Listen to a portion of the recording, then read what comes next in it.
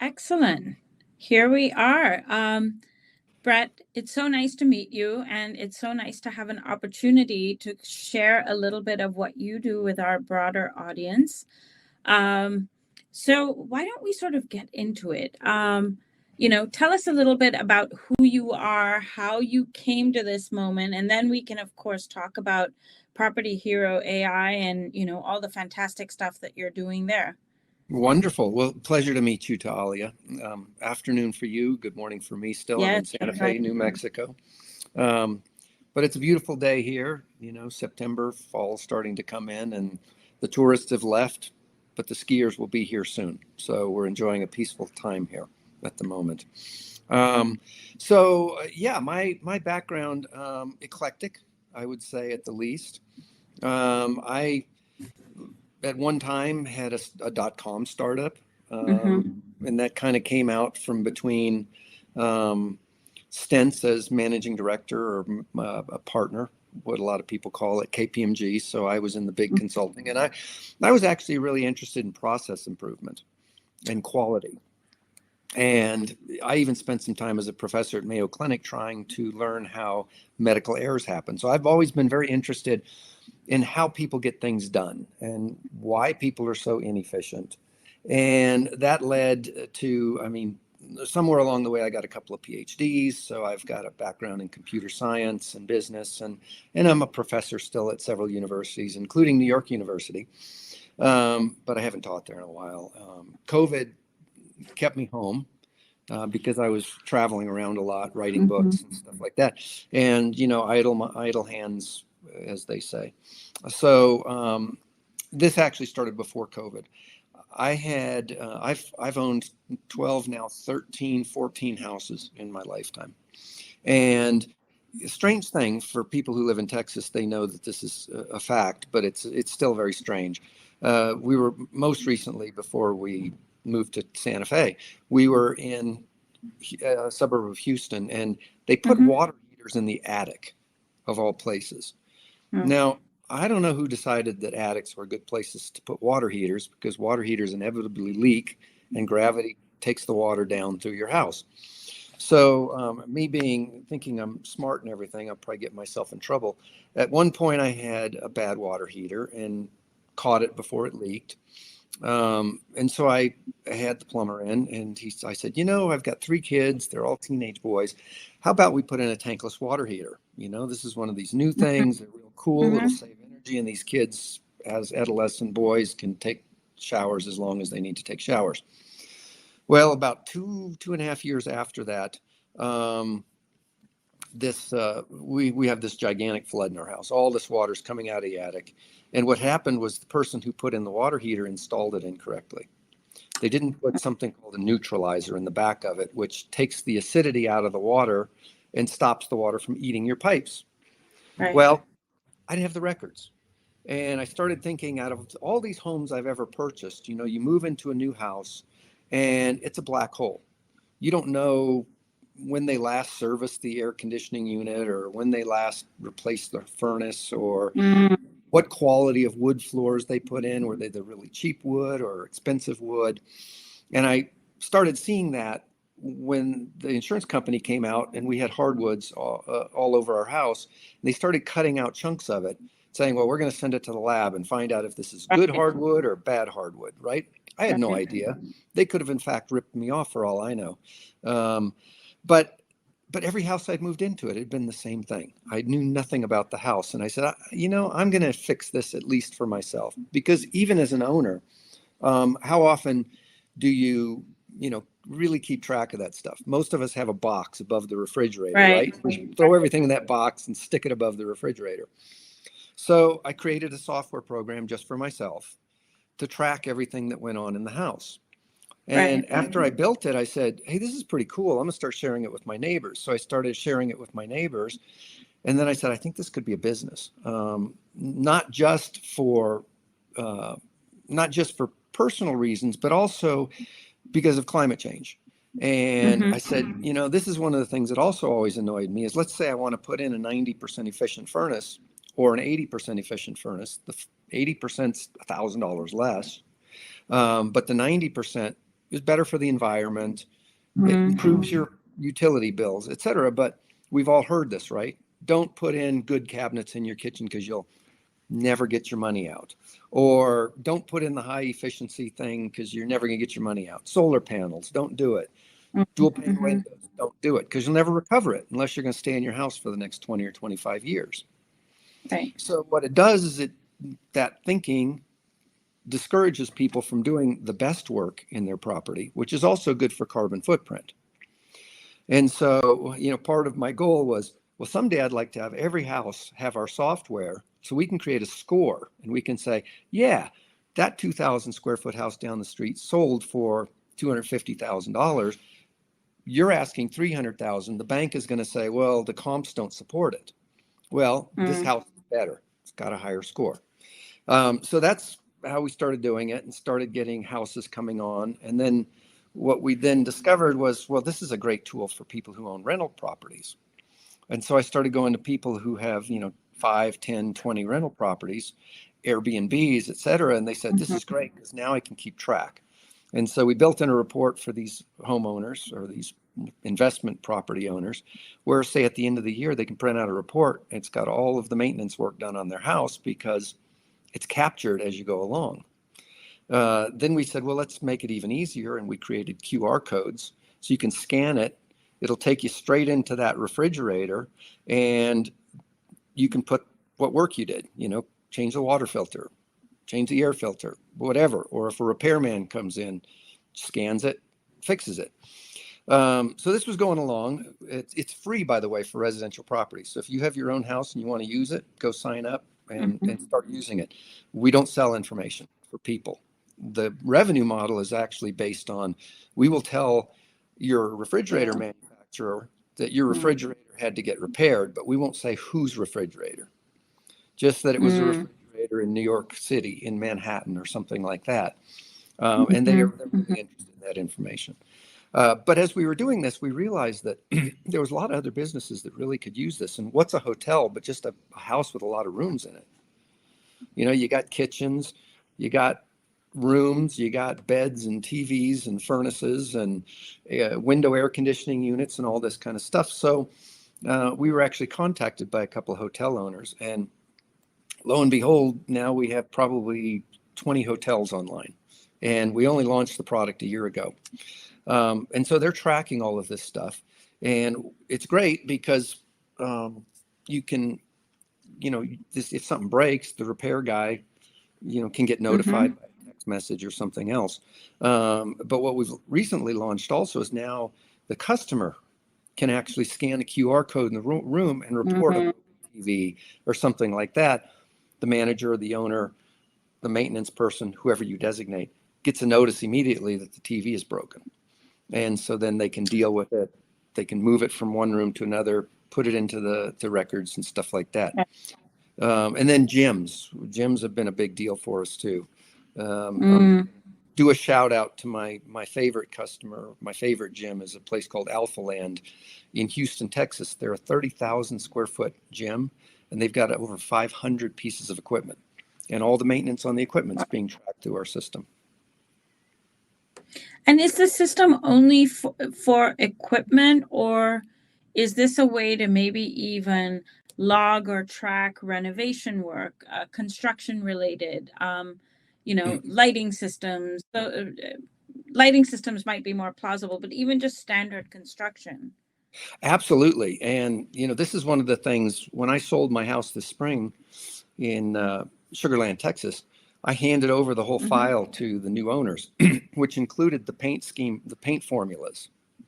Oh, which included, love it. So they knew that it was Sherwin-Williams, blah, blah, blah, blah, blah. So if they need to patch the wall, they've got the color. I had a strange light fixture. Where were you 20 years ago? Well, the technology didn't exist 20 years ago.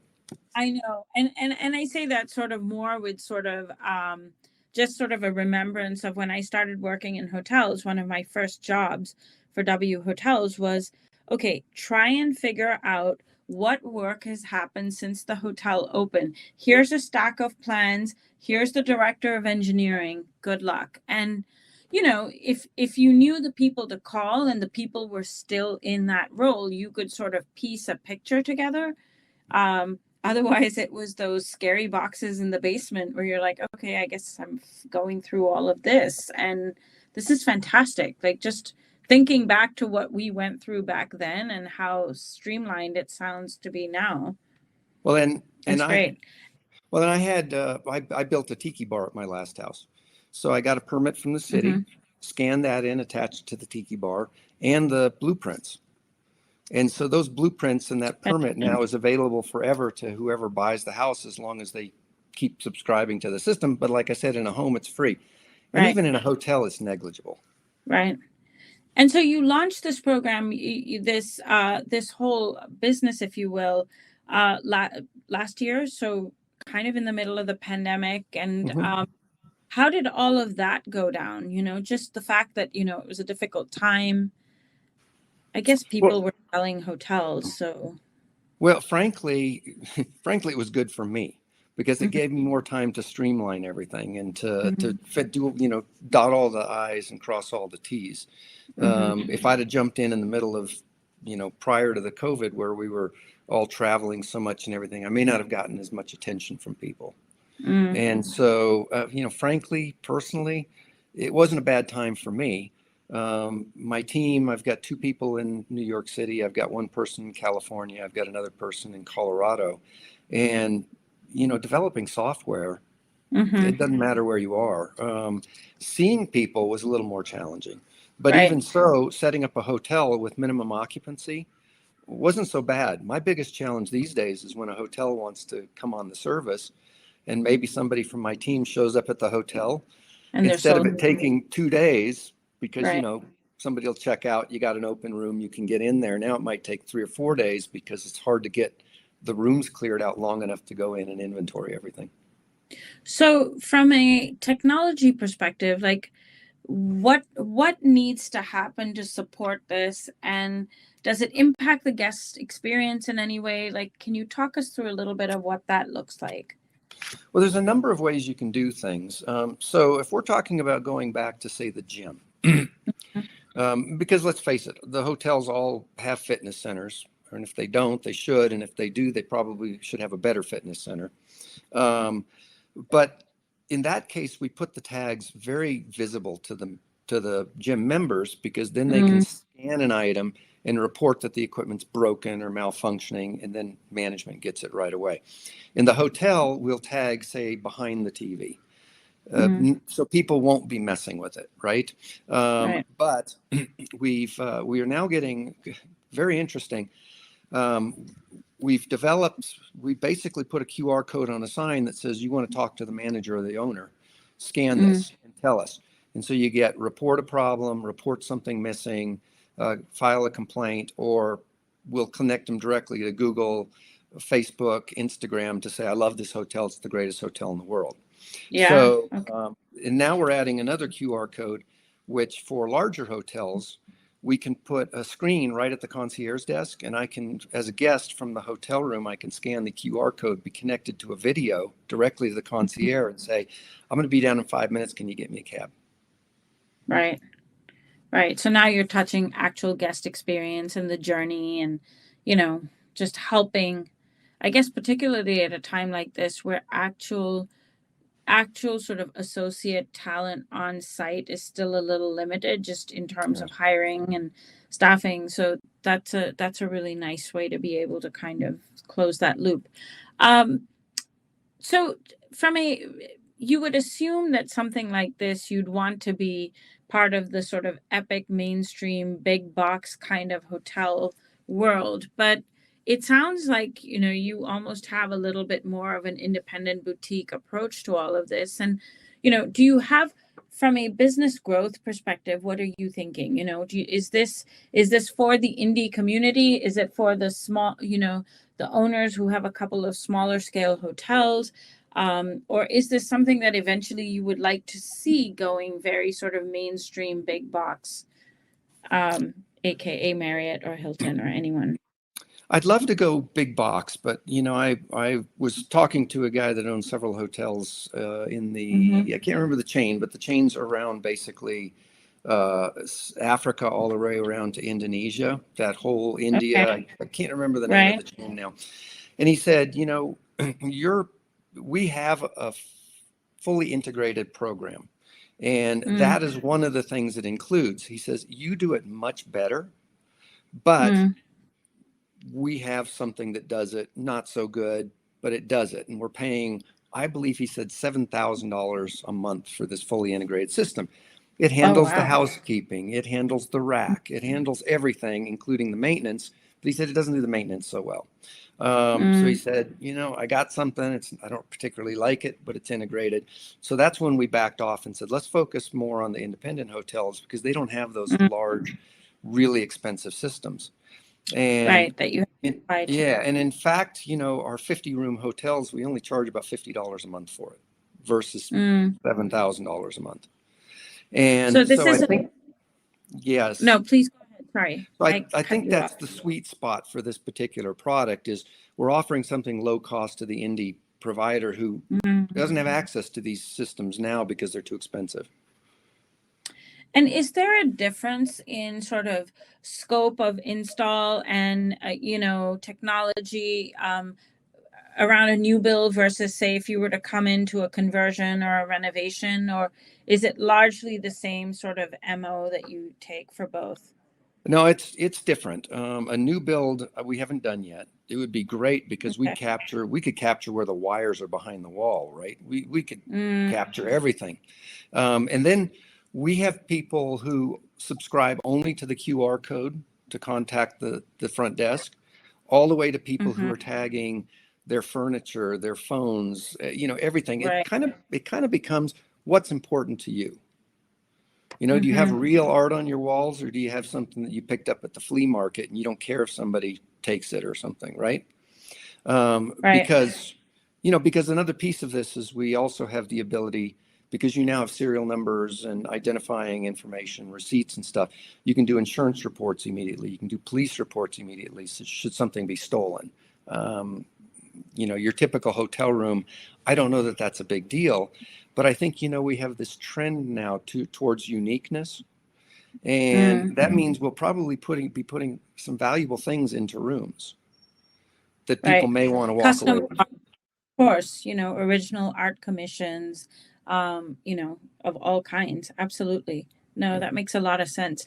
Um, do you find that, I would imagine that in your past life, with KPMG, you were probably spending a large amount of time on the hotel.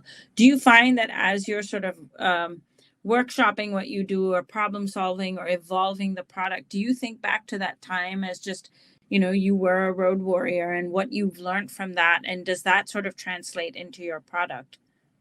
Yeah, and this is interesting because I actually spent time as a futurist, if you believe it or not. I was a full-time Oh, living paid I feel futurist for like 2 years. that's going to be the next session that we're going to do. And then we're going to have to do one on process and quality. But okay, back to the futurist.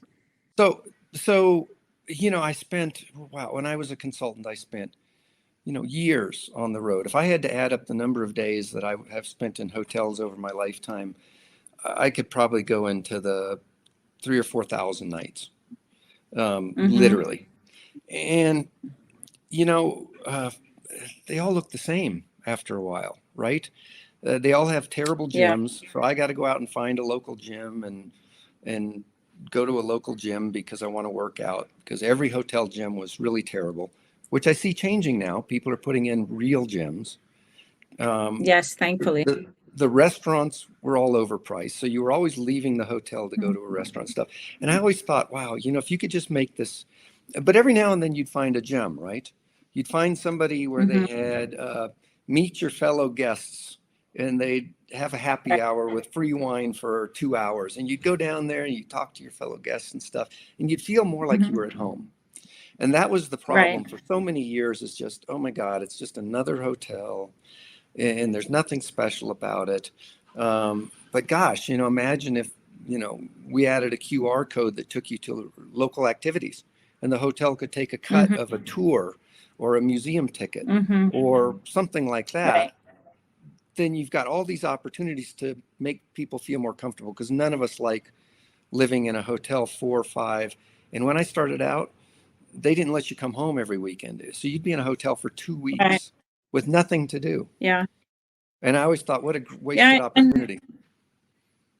And it still happens, right? We do have those long stay guests. And, you know, at some point, the most disorienting thing in the world is to wake up and sort of lie there and look at your hotel room and be like, where am I today? Like really having to think, where am I? You know, of Yeah. course, thankfully, I think, you know, design has taken product to a place now where you can wake up and have a sense of recognition. And you do have the better hotel gyms that are not what I call the scary dark closets behind, you know, the back Yeah. next to the back of house entry. But I think you make a great point. Like, you know, how do you discover the city? How do you get into your location? How do you, you know, you're in Santa Fe. Like, I bet that's a fabulous that's a fabulous list attached to a QR code waiting to happen. Well, and I had a woman stop me on the street the other day, and she said, me and my friend want to go Mhm. hiking because our husbands are at a conference here in Santa Fe. Where can we go hiking? And I said, oh, I can give you the greatest places to go hiking. We don't have a car. Okay. Mhm. And, you know, good luck finding a hiking tour where somebody could actually take you to a good hiking place, or you Right. know, even tell you what's going on. You're kind of limited to the concierge, and if you're not in a big fancy hotel with a good concierge, you're on your own. Correct. Yeah. Yeah, information is everything. I mean, you know, whether you're renovating a house or renovating a hotel in this case. Interesting. Excellent. This is all really, really compelling. What are you going to do next? What am I going to do next? That's a great question. uh, I don't know. I mean, I could also say, what would you do next for Property Hero? Because I have the sense that you might be the kind of person, when I say, what are you going to do next? It could be a very interesting, long conversation. You know, what do you think? Like, just based on, like, you know, 1 year into this, what the response has been for the product, like, you know, what are sort of avenues of exploration or offshoots do you see for this? Well, one of the things, because I've written books on innovation, so I've written 7 books on innovation, as a matter of fact. And so I'm constantly looking at, you know, how do I talk to the people, Mm-hmm. talk to the guests, talk to the hotel owners, and say, what do you really need? Mm-hmm. Um, you know, for example, our software, when we start talking to the hotels, they said, look, all my maintenance people, they all speak Spanish, and some of them don't speak any English. Mm. So let's build it in Spanish. So we've got a Spanish version and an English version. Oh, you know, I really would like this, or I'd really like that. And the way we designed it, I've got a brilliant engineer. His name's Brian, who, you know, he basically made most of my vision come to life. You know, we're sitting there, we built it in a way that it's flexible. In some respects, that's a negative. In some respects, it's a positive, because sometimes people get confused. Wait a minute, I can put anything in there. I can put in a copy of my permits. I can put a copy of my kitchen permit, and you can put in a reminder to have it, you know, renewed in 11 months. So it confuses some people. Whereas if we're saying, well, here's this one thing, and we do this one thing only, but we built it so that we could basically, if a specific hotel said, you know, we really want functionality to, let's say, order housekeeping, and then Mm. charge it, right? Because this is something that I've experienced with the labor shortage as I've been traveling around, is you either don't get housekeeping, or you get it once every 5 days, or you don't get it at all, Mm-hmm. or you get it every day, you know, and which was the traditional model. Gosh, we could build this even to offer some a la carte services in maintenance and stuff like that. So we designed it in a way that we could be very responsive to the specific demands of a certain hotel owner, without having to redesign the whole system. That's great. That's great. The flexibility of it, right? That's fantastic. Excellent. Um, I hope I get to meet you in person somewhere along the line, you Are you know. in New York? So I live in DC. I work for Marriott. I live in DC. I did live in New York for many years. but I'm approaching my 6th year in Washington, D.C. I do spend a lot of time with ILC and, going to the events. And I always find it's a really interesting group of people because everyone you meet is always willing to solve a problem differently. And I love that, rather than just sort of more of the same. And so, hopefully at some point you'll get to come to one of our events or, be a part of, actually get to sit in the same room as opposed to on a screen with some of our members, because I think, the back and forth and the learnings of just, what some of our operators do and how they run their businesses and, everything that you talked about, all of these challenges or these opportunities, if you will, around renovation or, what it is, gym equipment. I mean, that's genius. Of course, in a gym full of, however many pieces, just to stay on top of that, there's so much there that I think could benefit so many different people in an interesting way. We are having this event in Los Angeles, October 11th to 13th. So if you feel like you'd like to hop over from Santa Fe, I know you'd be very, very welcome. Otherwise, hopefully somewhere along the way at one of our other ones. Well, I will be in DC on October 3rd. You and I can talk Oh, about yeah. that on an aside. And Oh, excellent. the bad thing about Santa Fe is the airport. I could pull up a picture of it and show you. It ain't much of an airport. So Well, you can go to Denver, Dallas, or LA, and that's it. uh-huh. Otherwise, you got to Uh-huh. change planes to go anywhere else. Well, I mean, I know you'll find this shocking, but sometimes I feel that way about traveling out of my local airport where I'm like, wait, there's no direct flight. There's no direct flight to San Francisco. I have to go to Dulles to do this. Like, I don't know about that. But anyway, Yes. um, Brett, it was so nice to meet you. I look forward to meeting you in person, hopefully sooner than later. Thank you for doing this. And any last words for all our listeners? Well, I just it's an amazing time, I think, to be in your business. And I think that what's happened is things like Airbnb have pushed you to a point where you have an opportunity to be unique. You have an opportunity to be different. Every hotel has an opportunity to be an experience. And I think after COVID, we're all looking for something a little better, something a little more special. And I think Yeah. society in general is moving in that direction where we're all kind of looking for something cool, something unique. You were at W. I was a huge fan of W when they first came out, uh, partially because I was in an expense account. And so I could afford W. Now that I'm more self-employed, it's a little more expensive than other hotels for me. But that's But okay. We've got 29 other brands at Marriott. You're welcome at any one of them. well, I've spent a lot of days there. I believe my I'm wife is a sure. lifetime platinum member, Oh, fantastic. so we're very supportive. But it's a great time, and you could foresee that with the W brand when they came out, and they were different, right? I didn't even mind having a small room because you had that giant living room downstairs, right? Correct. Correct. And there was usually young people who were a little more hip and interesting to talk to and stuff. And so I think, in many respects, so much of the industry is going that way, and young people expect experiences. They And expect experiences for sure, and authenticity, and they want value, and they want to know what you're doing for the environment. I mean, they have fantastic expectations in my view. yeah, so it's an exciting time. I mean, I personally am excited by change, and so it's a great time. There's going to be some great changes.